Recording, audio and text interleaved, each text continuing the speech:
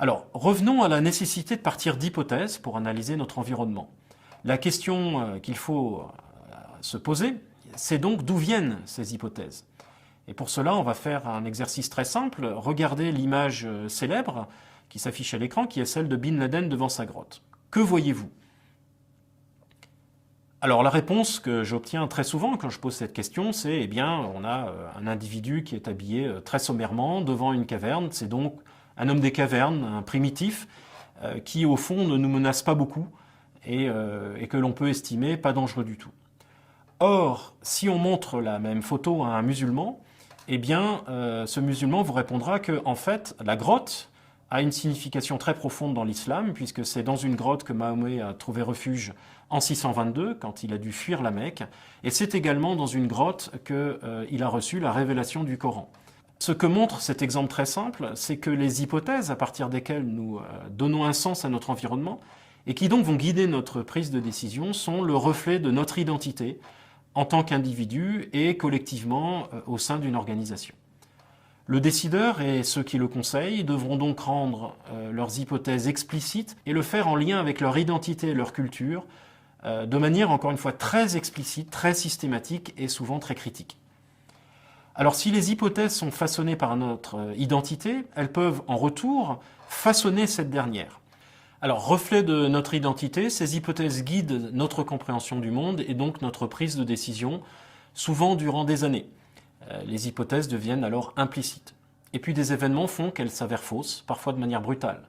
Jusqu'au printemps arabe, il était ainsi courant de dire que la démocratie n'était pas possible au Maghreb, et parfois cette remise en cause est donc soudaine, voire violente. On songe au 11 septembre qui a complètement changé la manière de voir le monde arabo-musulman aux États-Unis. Cette remise en cause affecte dès lors notre identité. Nous ne sommes plus les mêmes après coup, après cette surprise. On met donc en avant une dimension très subjective de la prise de décision en environnement incertain. La décision en incertitude nécessite de donner un sens à l'environnement en posant les questions suivantes. Que se passe-t-il et surtout, qu'est-ce que ça signifie pour nous? Ce sens est déterminé par les hypothèses que nous formulons sur cet environnement. Et ces hypothèses sont le reflet de notre identité individuelle et collective au sein d'une organisation. Mais en retour, elles peuvent affecter notre identité et donc notre manière de penser le monde qui nous entoure et donc son appréhension. Le décideur en incertitude ne peut donc pas être un positiviste, c'est-à-dire un analyste dépassionné et extérieur au monde au sujet duquel il décide, manipulant des matières mortes en quelque sorte. Au contraire, il fait partie de ce monde et les questions qu'il pose, les sujets qu'il choisit de traiter, traduisent déjà sa manière de voir le monde et donc son identité. Alors quelles sont les implications pour une organisation de cette vision subjective de la décision en incertitude?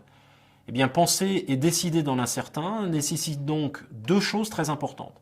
D'une part, il faut expliciter les hypothèses et les remettre en question régulièrement.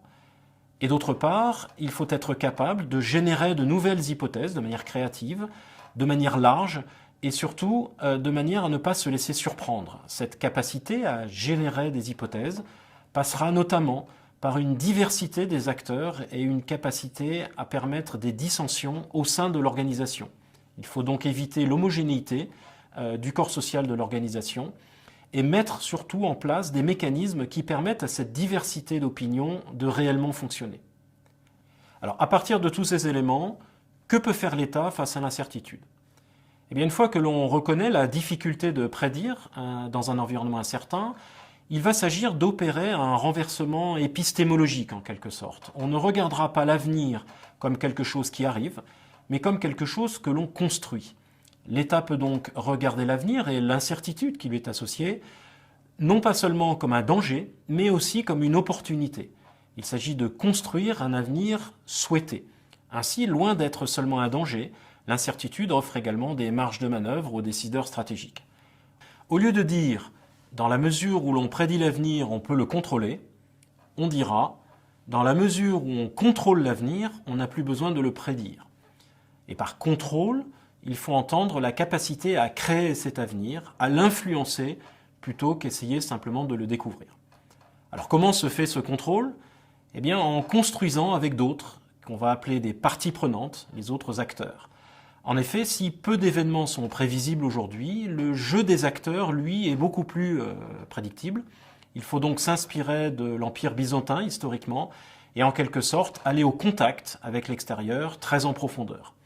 On l'a vu en Irak avec la stratégie américaine de cooptation des sunnites en 2006. Face à l'incertitude, la question ne doit donc plus être « que va-t-il se passer ?», mais bien plutôt « avec qui pouvons-nous avancer pour construire un futur souhaité ?» L'enjeu est donc l'acquisition d'un certain degré de contrôle sur l'environnement. En résumé, nous avons dans cette session abordé la prise de décision en situation incertaine. Nous avons défini l'incertitude comme l'absence d'information et montré qu'elle empêche la prédiction. Nous avons montré que la solution ne réside pas dans une accumulation de données, en particulier de données quantitatives. Plus de données ne nous rend pas plus intelligents, et on voit donc ici les limites du fameux big data qui donne l'illusion d'un contrôle sur un environnement incertain. Au contraire, nous avons montré l'importance des hypothèses qui guident l'analyse du décideur, et nous avons également montré que ces hypothèses sont le reflet de son identité. C'est donc sur les hypothèses qu'il faut travailler pour une meilleure compréhension et une appréhension de l'incertitude. Nous avons également montré que face à l'incertitude, la prédiction est impossible et que la question consiste moins à se demander ce qu'il va arriver qu'à essayer d'influencer les événements. La prise de décision en environnement incertain est donc inséparable d'une logique d'action. Cette action passe par la cooptation des parties prenantes impliquées dans la situation à laquelle le décideur est confronté. Face à l'incertain, la question n'est donc pas quoi, mais bien avec qui. Voilà, vous pouvez ensuite réfléchir à l'évolution possible, par exemple, de l'Ukraine en fonction du jeu des acteurs, européens, russes, chinois et ukrainiens, bien sûr. Comment le décideur, par exemple l'État français, va-t-il pouvoir projeter un futur souhaité de l'Ukraine et mobiliser les acteurs pour le réaliser ? Je vous remercie.